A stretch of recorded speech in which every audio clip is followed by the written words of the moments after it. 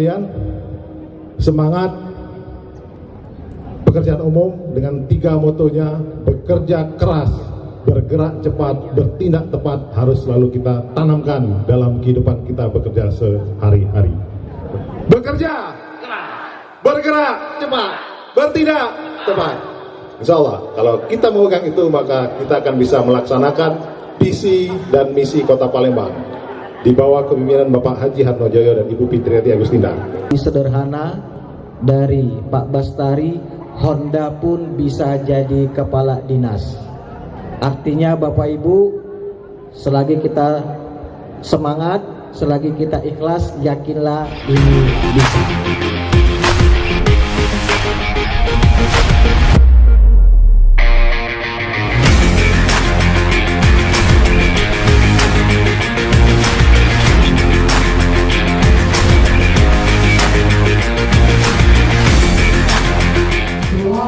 Hari bakti PU ke-74, bekerja keras, bergerak cepat, bertindak tepat,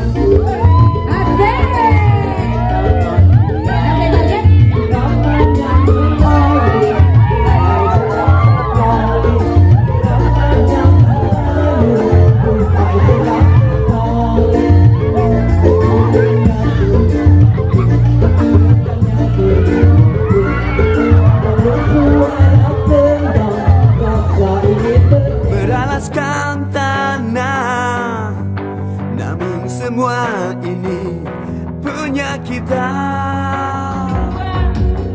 Memang semua ini milik kita.